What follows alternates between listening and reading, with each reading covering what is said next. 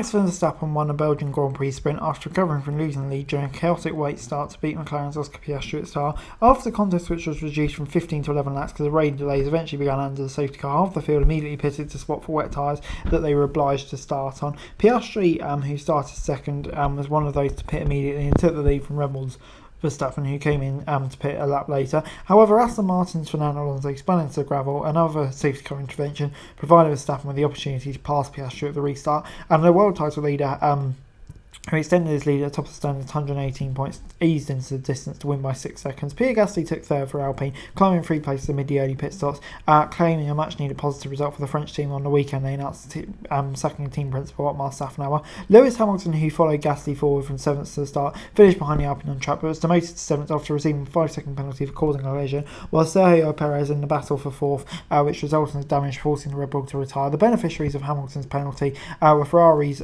duo, who moved up to 4th and 5th respectively, and Lando Norris improved to 6th. George Russell narrowly missed out on beating his teammate and took the final point, having passed Daniel Ricciardo late on to deny the Aussie his first point scoring opportunity. Verstappen will be looking to add an 8th consecutive victory in Sunday's full-length race, but starts from 6th, swiped up in Friday's qualifying after incurring a 5-place grid penalty. Saturday's result also ensured that Red Bull, who were chasing a record-extending 13 successive Grand Prix win, have also chanced the first 3 of this season's 6 sprint races, with their constructors' lead now at 234 points. Just mental. But with F1 visiting Spa just weeks after racing driver Delano Van der Hoff died in an accident in the FRACA Championship at the circuit, understandably cautious approach from the FIA continued on Saturday. After the sprint shootout had been delayed by 35 minutes earlier due to a wet track, there's further hold up as downpour arrived just minutes before the scheduled time. After almost 30 minutes of heavy rain, sun reappeared and provided much needed assistance to the vehicle who had been sent out to clear the water. A new time for the formation lap provided, and rather than start ticking down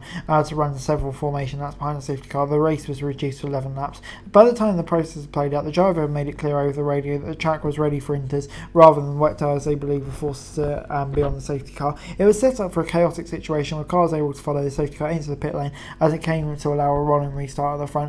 Red Bull had decided the prospect of Verstappen being held in the pit box as other cars streamed up the pit lane behind him was too great a risk, but Piastri was one of 10 cars behind to pit, as all the teams opted just against double stacking and brought in just one car. When Verstappen and the other 9 cars hadn't pitted and came in a lot later, Piastri was able to settle with Gasly, Perez and Hamilton, the other beneficiaries.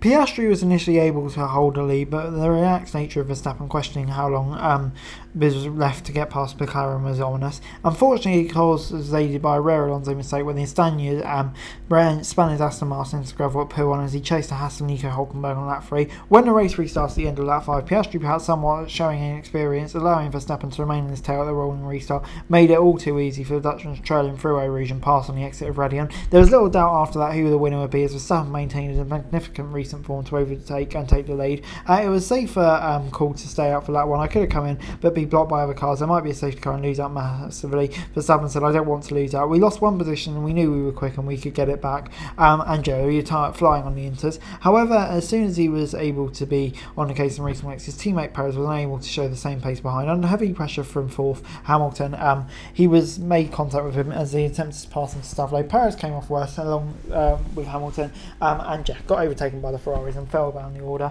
And his dipod sustained major damage in the incident, legs dropping into 17 before being told to retire. Then came a 5-second penalty for Hamilton, who was adjudged to have drifted into Perez and caused the contact. While that cost Hamilton 3 places and 3 points, it may ultimately be removed that it was a sprint race rather than particularly impacting the actual Grand Prix, where he will start from 3rd.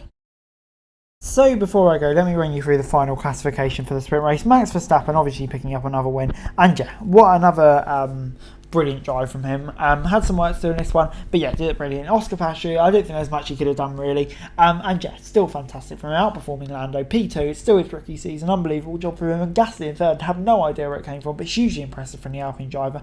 And that should give some much needed confidence for a team that's going through a bit of a tough time at the moment. Then you got Sainz in 4th, Leclerc in 5th. Kind of a bit fortuitous with Lewis's penalty, but probably a decent result for Ferrari, and I'll definitely take that. With Norris in 6th, just didn't quite seem to have the pace of Piastri, which is a bit weird. And will be frustrating for Lando, but of course it's only a sprint race. And then you got Hamilton in 7th. For me, I just thought, especially in the sprint race, that incident with Checo was just the definition of a racing incident. And yeah, really, if we want hard racing F1, I don't think that should be punished, no matter the end result. Russell in 8th, yeah, disappointed for him, especially with his 5-second penalty not to beat his teammate. So yeah, I think he'll be disappointed with that. Ocon 9th, not bad on paper, but yeah, where Gasly was, he'll probably be a bit disappointed too. Ricciardo in 10th, great effort. Unfortunately, just Pedro at the end. That's probably just to face the AlphaTauri. But still a really solid drive from him. And then you got Stroll in 11th. Yeah, just disappointed with Alonso crashing out, making a rare error. I don't think Aston will get scoring points anyway. Kind of for that disastrous restart. Really, for Aston Martin, they have very little hope. And then you got Albon in 12th and Bottas in 13th. Solid enough from Williams, but yeah, probably saw this as a bit of an opportunity to get some points, but in the end it wasn't to be. And then you've got the teams struggling, the Alfa Romeos, the Hasses all down there as well. Tsunoda obviously had a tough day. And then yeah, you got Perez and Alonso, who obviously both crashed out, but I think up until that point weren't really putting in their best performances either. So yeah, kind of a bit of a disappointing day for all those who finished down the table, if not expected for the back markers. But anyway guys, that's it for the video. Thanks so much for watching. Like, subscribe, for daily F1 news and subscribe to the channel, greatly appreciated. Thanks so much for watching. Peace.